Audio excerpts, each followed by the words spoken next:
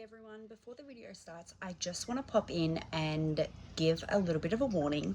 So this video was filmed 4 weeks ago. I just haven't been able to bring myself to post it. Just watching it gets me quite emotional. Obviously it didn't go the way that I was planning when I started filming it, but I still wanted to share to raise awareness of what DIM is, which I will get into later in the video. I just want to give a warning, this video is quite hard to watch. There is an obvious decline in a ferret's health. I get quite emotional in the video. Even rewatching it gets me quite teary and it brings out quite a lot of emotions. So I just wanted to pop in, give that little warning. Viewers' discretion is advised. Just a warning that there is nothing shown in the video of the after, once I get him euthanized, all of that, just talking about it. And I did want to put the warning in. There is nothing shown that may bring up a lot of emotions, be triggering, all of that. However, you will see that I am quite emotional. So I did want to give that warning because it can be hard to watch for some people, but let's get into it. Hello everyone, welcome back. If you are new here, hi, I'm Sarah.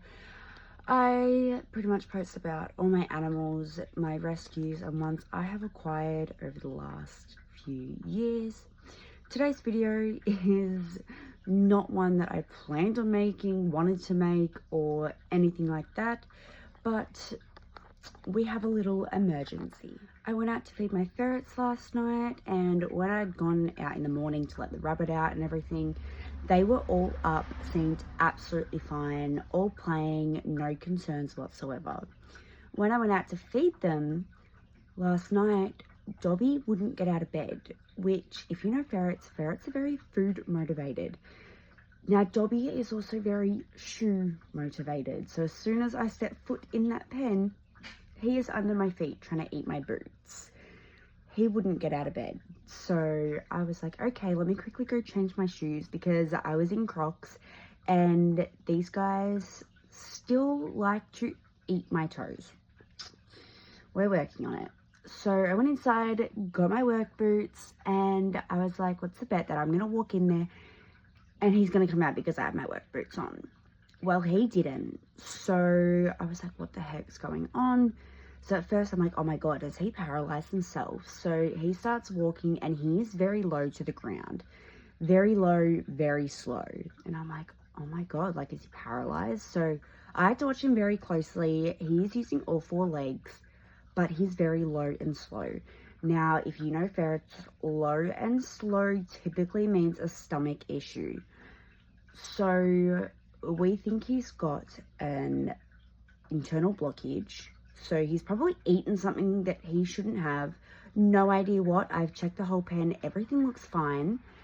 But this is a very serious case. And you're probably sitting there and you're like, well, why are you sitting down?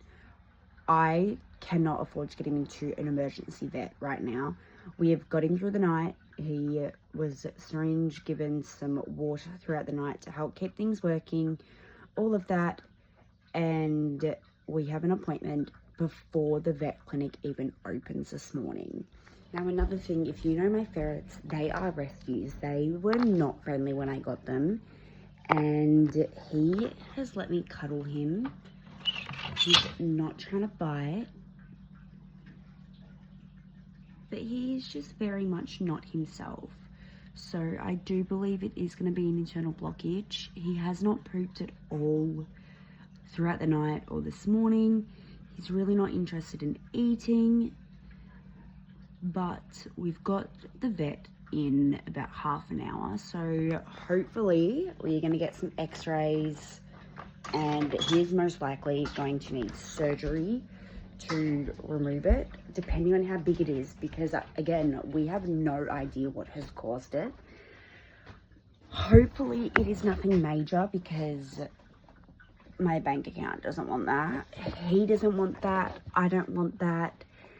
But it's very stressful. I've got a 2-year-old and a 4-week-old, and this is really the last thing that I need, but we've got to do what we're going to do. So I'm going to keep you guys updated, and yeah. Okay, so we've just gotten to the vet. We've got 3 minutes till they open the door for us to go in. But oh my goodness. Yeah. Okay.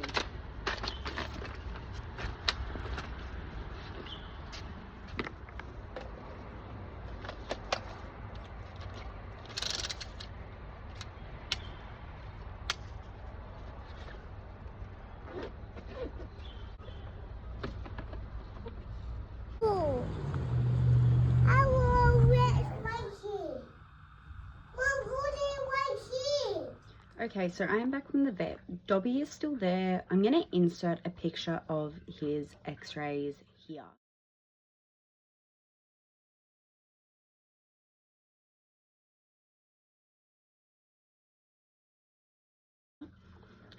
So there is no blockage. From what they can see, there is no blockage, but when she was palpating around to see if she could feel a blockage or whatever, he was showing obvious signs of distress in one of his kidneys. So they are going to be running some blood work to try and figure out which organ it is, if it is one of the organs that are affecting him. His temperature is currently a little bit too low for what they're comfortable with. So he's staying in their little hospital for the day. He's going to get some IV fluids, try and get his temperature up, wait for the blood test results, and go from there. But at this stage, it is not looking like there is an impaction. So it's kind of a wait and see for these results and keep going from there. But yeah, it's not looking great. I was kind of hoping it was an impaction because that'd be simple, just remove it, all of that. But not knowing exactly what it is really stressful. Just had a call from the vet. It is almost 1 o'clock, so he's been there for 4-ish hours now, and he's starting to perk up just a little bit, but he's still very flat. They've managed to get him to eat some food, which is a really good sign. His temperature's back up and they've given the IV fluids, so now that he's at that little bit better, they are able to do the blood test. So there is 2 blood tests. You can do a $190 one and it will give you the basics. It will give them what they need, but there is a more expensive one that will give them a better idea of what they're looking at and just how bad it is. That's $290. So I did opt for the more expensive one because I don't want to do the cheap one and then they call and say, hey, we need more. But so far, we are up to almost $800 in vet bills.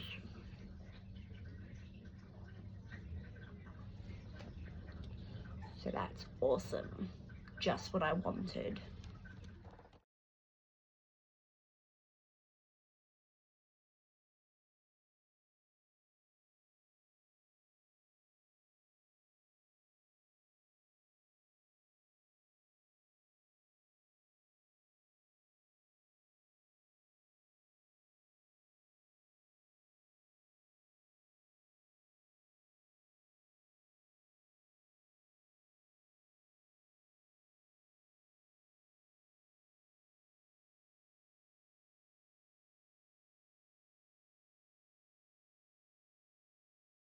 Dobby is home.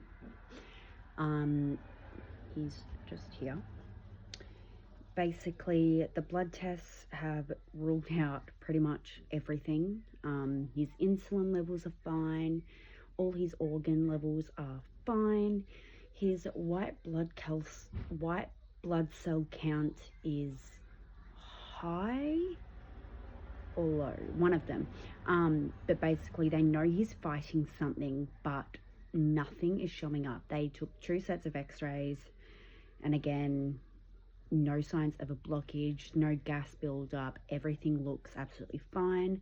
We've got him eating a little bit. He just had 9 mils of that food. I think it's like AC or something, but it's meat based, very sludgy, all of that. He had IV fluids all day today, minimal improvements. Where he is looking now is worse than this morning. Unfortunately, we have no idea what it is. The vet said it's probably best to take him home for the night, because the only thing that they can do is try to keep him warm and give him IV fluids, but he's had steroids, antibiotics. He's been sent home with another round of antibiotics. We're not sure if he's going to make it through the night. So that's really hard. Basically, all I can do is keep him warm, give him cuddles, give him food and water as much as he'll take. He is pretty keen on food, but unfortunately he is not perky at all, especially compared to where he was yesterday. But we've done everything we could. Everything's shown up normal. They are talking to experts as well, because the only thing they can think of is lymphoma. But again, the steroids should be able to help perk him up. We just got to wait and see if they're going to kick in and help. But we have no idea if he's going to make it through the night, and based on how he's going at the moment, I'm not positive he will. But we can just keep trying. So he's going to have lots of cuddles tonight. He is going to be staying in one of my anti-reptile tanks, because that's a heat box, exactly what he needs. He can't maintain his temperature. Whereas the reptile tanks that I have, they are all on thermostats, so they will maintain a temperature, which will help keep him warm. So I'm going to get that set up for him.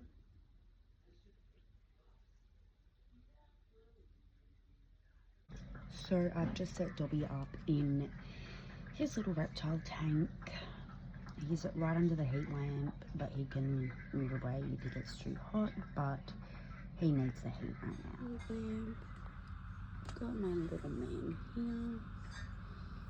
He's getting nice and warm, because we need to bring his temperature back up. So just a little update. Dobby has been in their little tank for about half an hour now. I had him wrapped up in his blanket. He's under the heat lamp. But good sign is he's moving around a little bit. He's come out of his blanket and he's just laying to the side. But it is good that he is moving. And if he gets too hot, he can move away. He's still got the ability to walk, all of that. It's more, he gets to decide where he lays. Okay, now he's going to stop moving because I'm showing it. Oh, there we go. He's trying to get comfy. So Dobby has gone downhill overnight, despite getting up every 3 hours. He's no longer wanting to eat, drink, and he's barely moving. So we are heading into the vet clinic for a humane euthanasia. So this is Sweet Boy.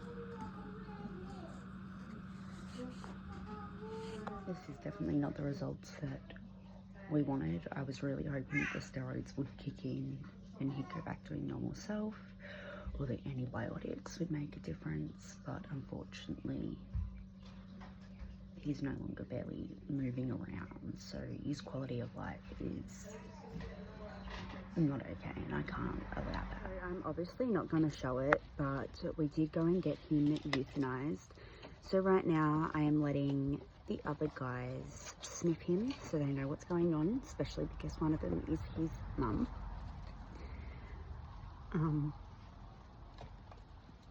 But yeah, it was very peaceful. It was very peaceful. They gave him an anesthetic first, so he was super calm, super relaxed. You're not going in there, guys. It's not a play thing. They're trying to wake him up. Hi. But yeah, so unfortunately this did not end the way that we were wanting it to end. but I will give a bit more information on what the disease is. Okay, so although this last 2 days has not gone how we expected or anything like that, and it wasn't an infection like everyone thought, we do believe it was disseminated idiopathic myofasciitis, which is DIM for short, and basically that affects the muscles, and it is a very not known about disease, and you can't really test for it unless you do a muscle biopsy, but there is no known cure, so it's basically palliative care, and you got to be able to catch it very, very, very early to be able to treat it, and even then it's a maybe. But typically, for the most part, they can be absolutely fine one day, completely normal, eating, playing, everything, and then within hours or overnight, bam, they will barely move, very lethargic, trouble with moving, they can have a rapid heart rate, a fever, or in our case, because it was more advanced, they're not being able to maintain temperature. So basically the opposite of a fever. They can get discharge from the eyes and nose, typically more mucousy, but Dobby had a slightly runny nose. Obviously he wasn't able to maintain his temperature, he was very lethargic, he was losing weight. We couldn't get him to eat or drink as of 12 o'clock this morning, last night, I guess. And he just went downhill very, very quickly. So we could have done another round of IV fluids today. However, that was not going to change the prognosis and the outcome. He was suffering, basically. There is quite a few symptoms as well, but again, by the time you see these symptoms, it is pretty much advanced to the state that you can't fix it. So I did speak to the vet this morning, and I basically told them, hey, we are coming in for a euthanasia. And even they said, like, we tested for everything. Everything was coming back normal. They couldn't think of anything else to do. They finally got an expert. They reached out to multiple experts, and they were given a bunch of various options, which had all been ruled out by these other tests. He had an echo, ECG, blood tests, which gives results for everything, which I'm sure I've probably included at this point, or if not, I'm going to include that now.